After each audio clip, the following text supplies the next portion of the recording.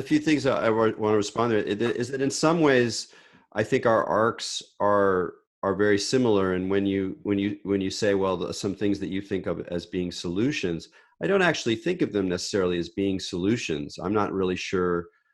There's very little that I would really confidently say I think is a solution. It's really more that I'm just kind of coming from where I'm coming from. That I made certain decisions. I became plugged into certain things. I had certain experiences, certain initiations, encounters, formations, mimetic experience, whatever, imprints.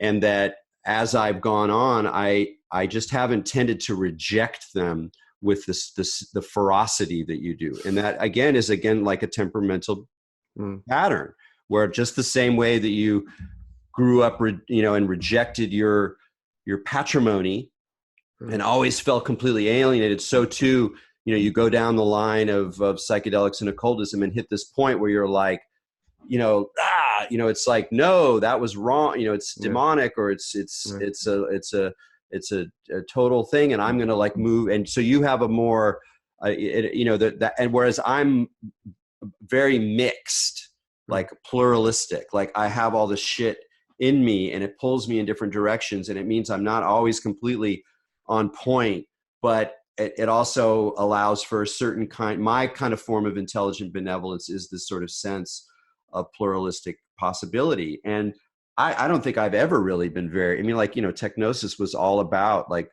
these utopian ideas about technology that dominated the 90s, but it's full of skepticism and, thoughts about demons and social control. And, so it's always been part of my worldview that these things are two-edged swords. And it's really clear now, just seeing the way that, consumer capitalism and its forms of subjectivity have just easily appropriated, meditation and yoga and Buddhism and even to some degree the occult and psychedelics, increasingly with the sort of new term, like it's like visible. Now that's not the deeper appropriation that you're talking about, but it's an obvious visible one that from a Marxist ideological point of view is very obvious. And again, it's the same kind of conversation. It's very easy to see the way that the system as it is going forward in its the system itself is this kind of demonic archon that is just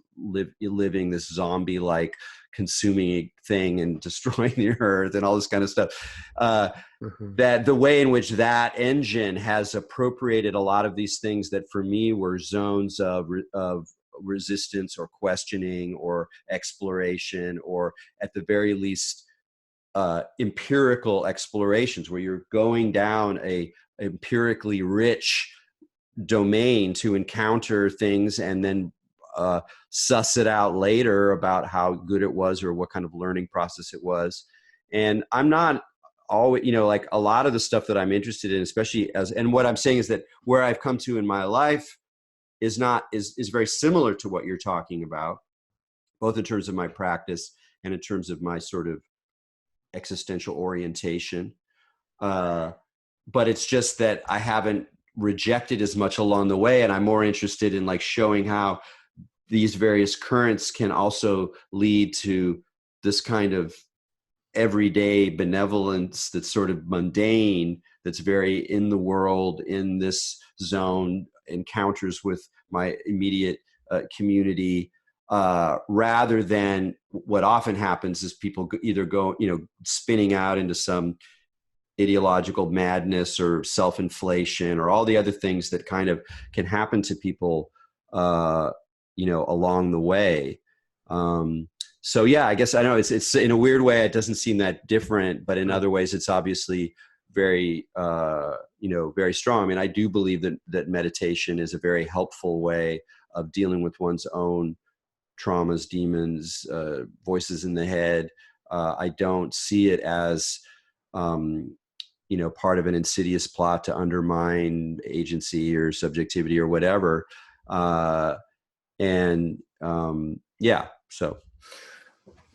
Well, I guess it raises, a question it raises for me is, is there anything that can't be co-opted? Probably not. And I think what I get from your talk about pluralism, I mean, because that term has different meanings, but the way that you seem to be using it is like all inclusivity, radical tolerance, or radical acceptance. The word tolerance has been sullied, hasn't it?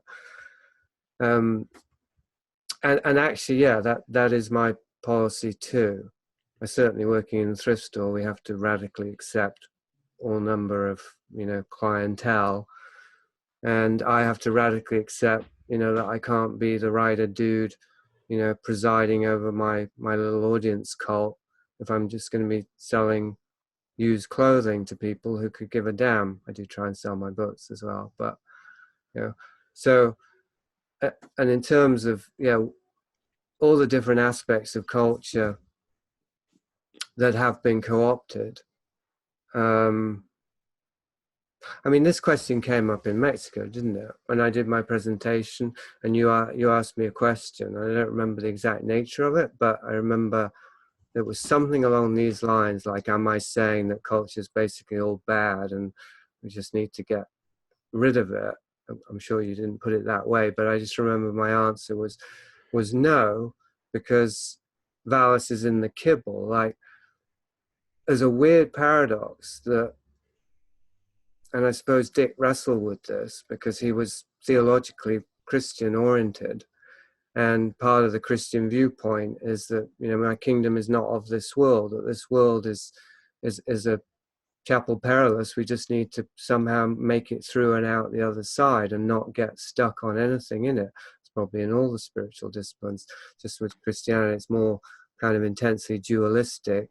Obviously Gnosticism even perhaps more overtly, but Satan is the prince of this world. So the world is essentially configured as a temptation system, really, that we have to say no to everything in it. That's what Christ said, really. Just leave all that shit behind and follow me. But on the other hand, Dick's viewpoint, and this is also traditionally theological, is immanence, that the divine is present in everything. And this is really such a tightrope in and of itself, because the left-hand path, as it's called, maybe that's not the right term to use with you because you're a very deep analyst, and it's been reduced, oversimplified, but the path of transgression, let's say, that Crowley was promulgating, uses that as a justification and a rationale for atrocities, I would say.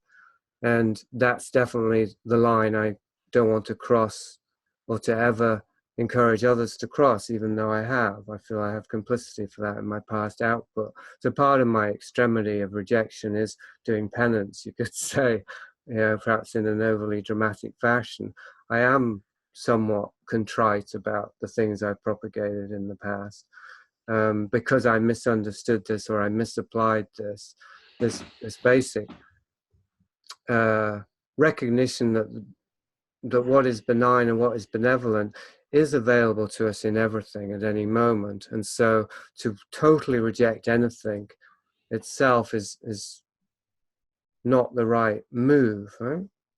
It actually reinforces whatever it is in that thing that has a hold on us.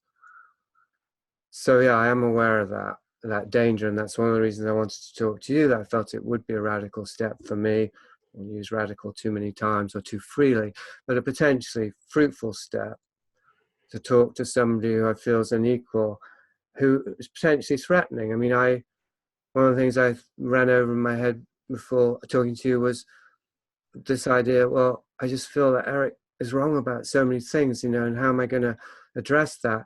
And then I thought, well, but Erik is such a savvy guy that I certainly can't look at him as a dupe in any normal sense. So I have to accept that if I think that about Erik, it's probably true about me. I'm probably as wrong about just as many things as I think I can see Erik is wrong about. So if I talk to Erik, I'm just as likely to find that out as I am to introduce you to any new insights. That's a scary step to take, at any time, and at any degree, whether it's a small step or a big step. I don't ever want to see the ways in which I'm wrong. But I think this is one of the ways in which I am wrong, is that I'm I take too hard a line of rejection and condemnation. I think we're always wrong if we condemn. So I know that philosophically, but in my own life, I had such poor boundaries, and I never got to develop them. I've had to, assemble boundaries that hopefully are temporary, which I know are too strong and too impermeable, but I haven't felt ready to, readjust them, or I haven't quite known how. And one of the ways to do so is to talk to people who don't have the same aversion to the things that I've developed an aversion of, because they haven't been traumatized by them in the same way, or they haven't misused them to the same degree. Yeah, and that's where we get into this kind of question about trauma, which is that I carry some trauma, but not, I think, to the biographical degree that you do. And the relation, I mean, I do believe that you've honed in on something really, really key. Let's just say within the, progressive spiritual Esalen influenced kind of zone, which is a really interesting thing that I think has a very different conversation today. In fact, one of the biggest differences between, let's say, the healing rhetoric associated with psychedelics today, which is part of a very contemporary kind of ideology, and the healing rhetoric associated with psychedelics and related things in the 60s or 70s, is quite dramatic. One of the most dramatic is the role of trauma. That in the earlier phase, people were explicit about the idea that psychedelics or group therapy or whatever other things you could be doing have the capacity of creating traumatic breakdowns that then can be recrystallized or transformed into a better way of being. That was like a fundamental functional move that passed through many different zones, like different kinds of healings or different kinds of ideas about even politics, or that there's this kind of radical breakdown, and then from those pieces something else gets reconstructed. And so the attraction to even a shamanic ideology that comes out of Eliade, where Eliade's emphasizing that the shaman is destroyed, is consumed by demons, recrystallizes, just the thing that I talked about earlier, and then mapping that onto initiation rites in secret societies, which people were already quite aware of doing at the time. So there's that whole kind of notion of trauma, but the idea of paying attention to the trauma, like in any given situation, where's the trauma? Where is the trauma being localized? Where is it being hidden? Where is it being re-triggered? That to me is an extremely contemporary, in a good sense, question, a psychologically savvy one. I think it's already being co-opted and appropriated in a variety of ways. I think that the language of trauma it has become oppressive in some situations. Yeah.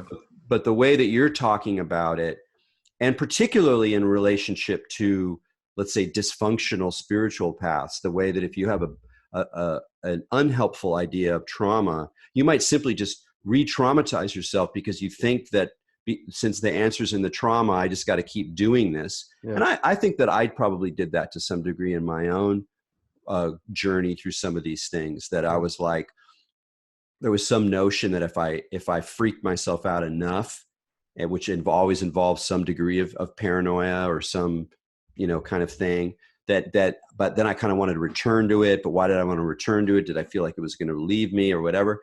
And some of that stickiness, I feel like, is actually, kind of woven into the story. Like, it's not just about a negative form of trauma. It's about this, like, that we're constituted as desiring subjects, partly through this kind of push-pull relationship to things we both want and don't want, or forms of pleasure that are also forms of pain, or these kinds of double binds are really, really deeply woven into the unconscious. That's partly how we function. And then we see this repeated in the ways, often unhelpful ways, that people go down these paths. I do agree with you about the sense of responsibility. And I guess I'm asking myself this now, is that I have felt on a number of occasions responsible and contrite about seemingly encouraging behaviors that either later or even at the time are more fraught necessarily than I may have been representing them as, and then feeling responsible for anyone who went along. And I realized that in my head, and this might be a kind of dodge, in my head, I think of what I'm doing is responding to people and practices that are already going on. People are already doing this stuff. They're already on this kind of path. And so here, let's try to modulate or improve the situation, bring some enlightenment into the picture through these ways. But if it's the case that I'm like, no, man, there's like, 1,000 people that have listened to you talk about, mention being in an occult order, who've then gone into occult orders, and they wound up in particularly crappy ones, and they were psychologically set up and had these kinds of traumas. Like, that's kind of heavy. And I don't know what to say about that, because I don't know. I think there's actually very little outside of philosophy and meditation that I would say is like, definitely worth investigating. Yeah.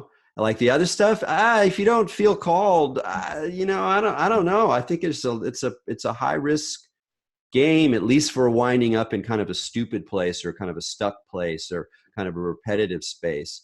And as an anthropologist, when I was younger, like I always had that anthropological impulse. Like, I'm really interested in things, even if they're fucked up.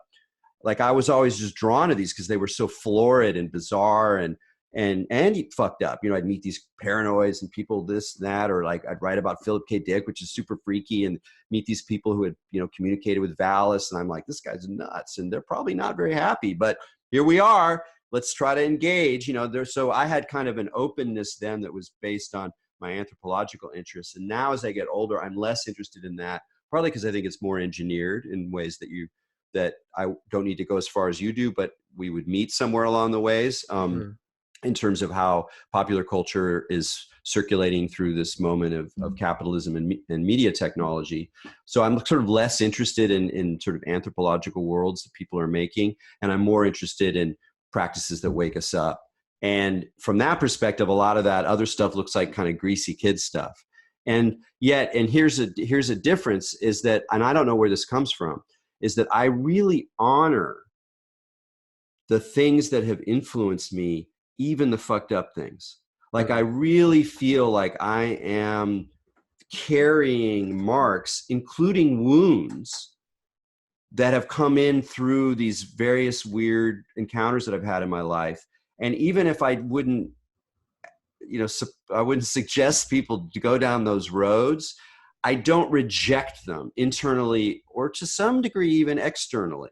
I kind of like, again, I'm sort of a pluralist. I'm like, a lot of paths. And my pluralism isn't just in the sense of a political kind of tolerance, like, oh, I'll tolerate you, or, let 1,000 flowers bloom, that kind of easy tolerance that's so much a part of multicultural ideology. But I mean it almost on a more, this is how reality is. Like, that reality is multiple. Reality has many claims, many dimensions. Yeah, they're integrated, maybe ultimately all part of one implicated order of one fabric that we can occasionally touch if we're blessed or lucky. But that a lot of along the ways, it's just this condition of multiplicity that's sort of maddening, and that we have to develop patterns of thinking and living and relating that can move through a place like that. And I mean, I kind of went off on a side note there, but I just, I don't know. I'm inspired by your own reflection to reflect on the ways that I too am kind of both hiding from and also affirming the wounds that have, that have been, that have come from the series of experiences and places that I've explored. Mm. Well, a couple of times today, and I thought about this before we spoke as well, like whether I was projecting onto some of my brother stuff, even though we're the same age, but it felt like there was, while my brother was alive, he was the voice I always heard in my head, you know, mocking and scorning all of my different theories or ideas, particularly about conspiracy, but including about occultism and so on. And but while we've been talking, there's a couple of times where I've been reminded of something I guess we argued about, but he said very emphatically that he rejected the idea that one could have pure impulses, because he said that the pure and the impure are always mixed. And I think his life shows that that's a dangerous position to take. I mean, he was a nihilist, he was a committed nihilist, and he lived it through. I mean, he destroyed himself, which is, you know, the natural end for nihilism as a committed philosophy. And yet, this idea of radical inclusion or radical tolerance that I mean, it sort of overlaps with this idea is that the pure and the impure coexist together. And so I'm still obviously wrestling with that. I suppose we all are, if we're trying to attain, ironically, if we're trying to find purity at all, we must wrestle with the idea of whether it's possible or even desirable. And you know, the danger, the drive for purity itself is a very impure drive, I think, paradoxically, as a soundbite. And yet, when it comes to the body, which is what I try and always bring it back to in every conversation, in every moment, to bring it back to the body, I recognize that there is a spectrum of purity and impurity. It might not be possible for me to live the absolute ideal. In fact, it isn't possible, and therefore it may be unhealthy for me to even try to. But I don't want to, by accepting my incapacity to live that ideal, I don't want to therefore, you know, cling on to a postmodernist idea that impurity is an illusion. And so that's, again, that tightrope, really, right? Recognizing that there is some objective reality or some absolute purity, and yet I myself cannot, you know, identify, I can't interpret it, I certainly can't articulate it. So how do I approach these things, you know, these things that I've let colonize me, that I feel have made me impure? And it does seem that it is a radical, I keep using that word, I don't know why it is. It's an ability for ambiguity, and that liminal state of allowing two perspectives to coexist and eventually converge, which actually I have attempted in my last two books, kind of semi-consciously, using specific examples like Whitley Strieber, Aleister Crowley, two influential cultural figures who I feel I allowed to colonize me psychologically, and, you know, determine my behaviors and my beliefs, and at a certain point recognize that there were toxins therein. So I felt the need to identify the toxic nature of these ministries, if you will, and that became my mission, like to expose the lies. That's all, it seems to be what it's always about for me. And yet I knew intuitively and pragmatically, as a literary endeavor and as a psychological or shamanic goal, the only way I could achieve that would be by creating a context in which compassion was the primary response to all of that distortion. Therefore, it was one of accepting the distortion. It was identifying it, but also accepting it. Well, you're doing some profound work. I mean, I was already, you know, as our conversation goes, like my drive to read your recent stuff is just, you know, keeps getting knocked higher and higher up. I mean, that attitude towards sort of, let's say, toxins is something that I'm very familiar. I mean, I have a sense of it's part of the picture, and I've come to that partly because there have been moments in my journey, and all of the things that I've done, where there's some moment of like, oh my God, this is actually a fucking demonic trap, or oh my God, I've actually turned over my subjectivity to some other thing, or no, wait, I actually was this abduction shit happened to me because here's the evidence. Like I'm a funny person in that I've had, half a dozen experiences that if I chart them on the table and draw lines between them and read certain books, including Whitley's Triangle, or like certain images, owls, things like that, and I can put it down there, and I have all I need for a full-bodied narrative of being an abductee. I mean, it's not really part of my mind anymore, but it was for a little while. And so, but I don't do that. I don't do that. That's not my, and whether that's programming of resistance, I don't think so, because I look at the material. Whether it's also this like ethic of being close but not gripping, being comfortable with ambiguity, with negative capability, with being inside of mysteries and conundrums and not feeling the need to crystallize it into a new narrative or a new story. I'm not sure, but I don't really do that. And one aspect of that then is that I have to recognize that there are moments on these paths where I get the full demonic control download. So what do I do with that? And there's and I have ambivalence about that. Like sometimes like, dude, what if it's like you actually saw finally what the real consequence of this meditation path you're on is, to like weave yourself into the mind control field of soul eating demons that encircle the earth. You had your fucking moment, and look what you did, you little ambivalent postmodern goofball. And I'm like, okay, like that. I'm because of how I'm constituted, partly because of my attachments for sure, but also partly of how I've chosen to organize, to the degree that I have choice, refine a sensibility that moves through these spaces of possibility and ambiguity and whatever. And I think the best analogy for it is what Dale Pendle called the poison path. Is it the path of psychoactives, of being someone who explores and takes psychoactives consciously and intentionally, and sometimes profanely and for pleasure, but that it's a relationship with poison. It's a relationship with darker spirits sometimes.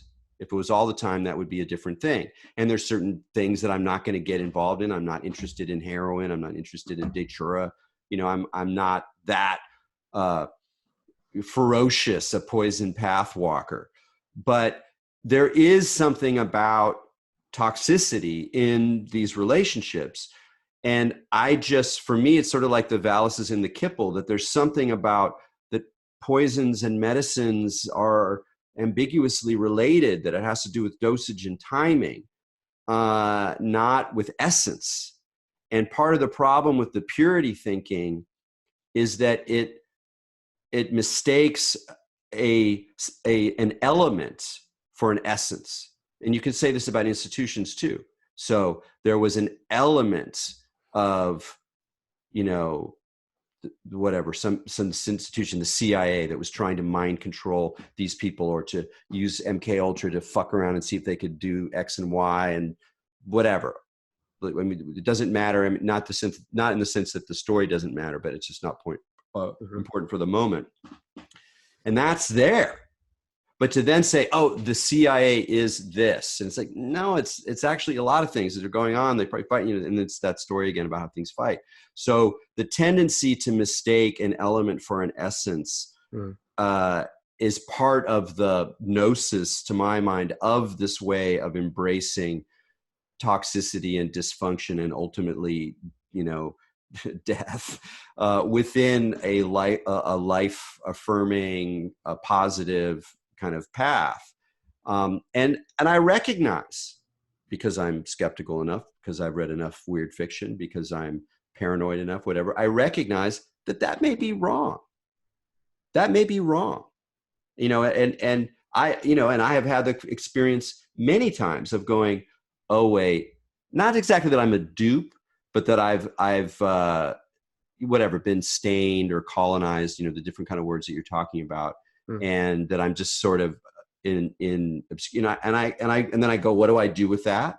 And I've gone down some paths of like taking it on. I mean, I've spent time as a young man as a born again Christian because of similar kinds of patterns. And I've had little moments in my life where I've turned against things and kind of rejected. But along the way, I've always sort of come around to this, like, we're just part of this big, crazy, fucked up human family. And there's only so much we can do to exteriorize the toxin. Mm-hmm. And that there's some kind of deeper, compassionate immanence that's running through the story that is not directly related to our moral models, even though I also know very strongly how easy it is to take that perspective to justify immoral behavior. And I've seen that over and over again in the history of the same stuff that you're looking at. People are like, it's all one. It's all one. So therefore, mm-hmm. Hey, it's just part of oneness, man. And that move, which is so, heretical, in a way, if you want to call it that, like, I mean, what's a heresy? But it's so much not of the spirit of the discovery that it's all one, if that's even the right way to think about it. I tend to think that it's not a great way to think about it. That I think pluralism is closer to the non-dual immanence of reality than this idea of oneness. I think oneness is part of that essentializing thinking that gets in our way. It sort of precludes relationship, doesn't it? Oneness. Yeah. And I think relationship is the basis of our reality anyway. I mean, it has to be. Everything here. Yeah. And then what is it about to have a relationship with something that's partly toxic? To have a relationship with someone who's not just damaged, but actually, mimetically damaged, that actually has toxins in them. And how do we affirm that? How do we decide yes and no? And I've had friendships with people who were very troubling and were even kind of wounding to me. And in some ways there was some kind of unacknowledged, codependent behavior on my part. But in other ways, some of these relationships have been the richest in my life. So there's sort of like almost a willingness to take on some of this toxicity as part of a larger picture. And there's something about that acceptance that seems worthwhile to me, as long as you are also committed to being, in a way, a moral, a high bar moralist in terms of how people use that kind of stuff to justify their behavior. And that I'm not interested in. Mm. Well, it's certainly an experience that, again, I have on a regular basis in a thrift store in a very mundane sense, in terms of the drunks and the addicts and the people who come in. And that sense is that these are people who, everywhere they go, they experience rejection. And so just to have an experience that's different from that can be transformative for them, very small ways. And that's a huge responsibility, but it's also a huge challenge and a huge opportunity. It's I mean, what you were describing, I don't want to attribute it to me because it could be misinterpreted, but it's a Christ-like approach. The acceptance of and the willingness to be in proximity to that which is fallen, that which is damaged. And it occurred to me also when you were talking the line in the gospel where Jesus says, it's not what goes into a man's mouth that pollutes him, but what comes out. That we are inevitably, as flawed beings, I think, we're inevitably going to be taking in toxic stuff. But there can be a transmutation or something that happens. I mean, I feel as though you were describing your own version, perhaps, of my methodology. Again, with Strieber, say, or Crowley, that it feels as though in retrospect, like some sort of mad scientist method writer, I had to take in the toxin in order to really analyze it. I had to see how it interacts with my own nervous system, my own biology, to understand the nature of that virus. Potentially suicidal, but potentially noble. But also, I'd say kind of neither. That the way that it benefited me and potentially others is that I was forced to see the corresponding toxicity in myself that compelled me to ingest that toxin in the first place. So it's almost like a magnet or something. You put it in there and it attracts everything that's like it, and then you pull that out and it takes with it all that is, you know, sympathetic to that, even though paradoxically it creates a much deeper sympathy for the toxin, just not a allegiance with it.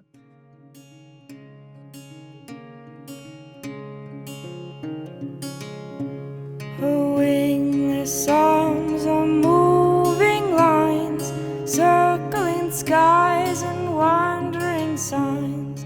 Central trees are worrisome. Blessed is he